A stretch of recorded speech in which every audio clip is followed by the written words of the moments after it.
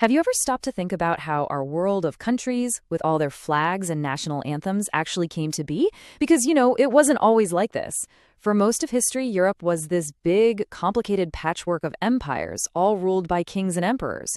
So today, we're going to get into how that old world fell apart and how this new world of nations was born. Okay, let's dive right in. Take a look at this incredible image. It was made back in 1848 by an artist named Frederick Sorio. And what you're seeing is his dream. All the different peoples of Europe, each with their own flag, marching together in a long train past the Statue of Liberty. Back then, this was a totally utopian and frankly a revolutionary idea. So how on earth did this wild dream of a nation take hold and completely change the map of Europe? All right, so first things first, we've got to understand what this new idea of a nation even was. I mean, what are we talking about here? Because this one concept was about to challenge the very foundations of power across the entire continent. Well, think of it like this. The old way of doing things was the multinational empire, like the huge Habsburg Empire. It was just a big collection of different peoples. We're talking Germans, Italians, Hungarians, Poles, who often spoke totally different languages and had their own cultures. The only thing, and I mean the only thing holding them all together, was that they were all loyal to one guy, the emperor. But then you have this radical new idea of the nation-state, a place where the people, the citizens themselves, are the ones in charge, united by a shared history and identity. And the first place this idea just exploded into reality, the French Revolution, 1789. This was a total game changer. Suddenly, power wasn't in the hands of the king anymore. It was transferred to the people. The revolution basically declared that the citizens are the nation. And with these new, powerful ideas like the fatherland and the citizen, they created this intense feeling of being one people, with a mission to go out and liberate everyone else in Europe. So what actually makes a nation a nation? This is where it gets really interesting. The philosopher Ernst Renan had a great take on this. He said it's not about race or religion or even speaking the same language.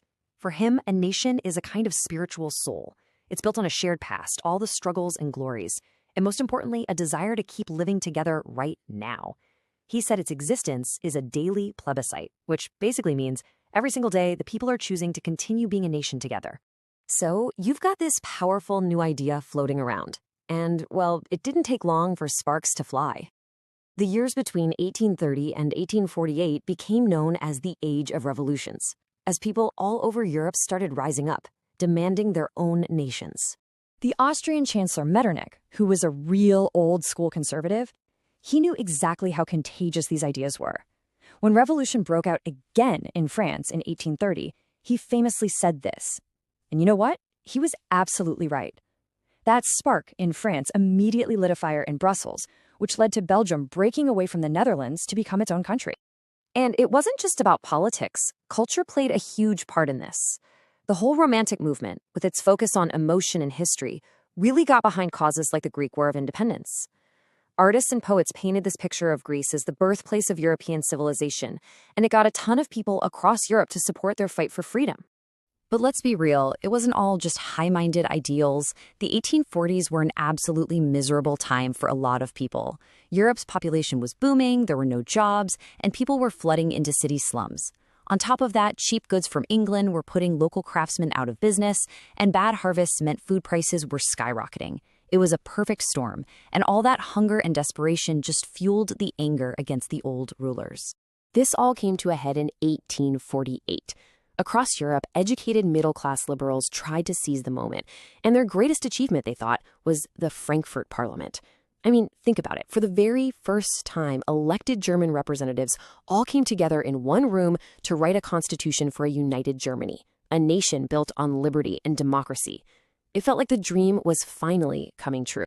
But the dream was crushed. The Prussian king, who they offered the crown to, basically said, "No thanks, I'm not taking a crown from the gutter." And without the army or the working classes on their side, the whole assembly just fell apart. The liberal, people-powered path to unification had failed miserably. So if a parliament full of professors and lawyers couldn't build a nation, what could? Well, the answer came from the conservative heartland of Prussia, and it raised a pretty chilling new question. Can an army be the architect of a nation? This set up two totally different visions for how to unify Germany. On one side, you had the liberal dream of 1848, all about votes and constitutions. That was dead. In its place, you got a new, hard-nosed conservative reality, led not by thinkers, but by the powerful Prussian state and its chief minister, a guy named Otto von Bismarck. His method wasn't going to be debate. It was going to be pure military force. Bismarck was the ultimate political operator. He was the architect of German unification, and the Prussian army was his tool. He just methodically ticked off the boxes. He provoked 3 short, decisive wars in just 7 years. First, he beat Denmark. Then he kicked Austria out of German business for good. And finally, he baited France into a war to rally the last few German states to his side. It was a ruthless but brilliant display of power politics. And this was the result. In 1871, in the Hall of Mirrors at Versailles, the palace of the old French kings of all places, the Prussian king was declared emperor of a new unified Germany. It was the ultimate symbol of Prussian military might. The German nation hadn't been born from votes. It had been forged in, as Bismarck said, blood and iron. Now, the story of Italian unification is a bit of a different beast. It wasn't quite so straightforward. It was more of a messy, tangled drama starring 3 very different guys who were all absolutely essential to getting it done. Just look at this map. In 1858, Italy was really just a name for a place on a map. It was this fragmented mess of different kingdoms, many of them controlled by foreign powers like Austria. The job of putting all these pieces together was massive. So how did they pull it off and create a single nation by 1870? Well, it really came down to 3 key men. First, you had Mazzini. They called him the soul of the movement. He was the idealistic revolutionary who dreamed of a united Republican Italy. Then you had Cavour, the brain. He was the clever, pragmatic chief minister of the Kingdom of Sardinia-Piedmont, who used tricky diplomacy and alliances. And finally, you had Garibaldi, the sword. He was this charismatic general whose volunteer army, the Red Shirts, heroically liberated southern Italy. This famous cartoon just sums it all up perfectly, doesn't it? You see the revolutionary hero Garibaldi literally on his knees, helping King Victor Emmanuel II, the king that Cavour worked for, pull on the boot of a unified Italy. All that radical, revolutionary energy was handed over to create a monarchy, not the republic that Mazzini had spent his whole life dreaming about. And get this, here's a wild detail that shows you just how big the gap was between the nationalist leaders and the regular people. The peasants in the south, who were fighting and dying alongside Garibaldi, they had no idea what Italia even was.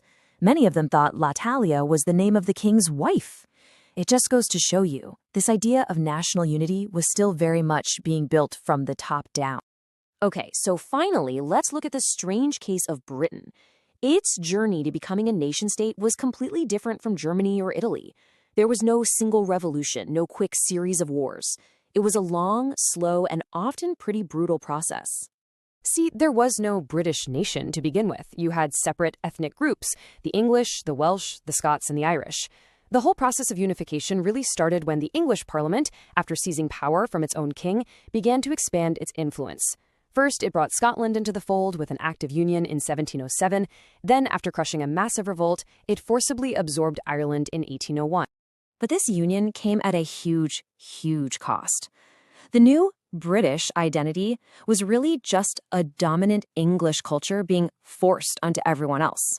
Scotland's own unique political institutions were systematically dismantled.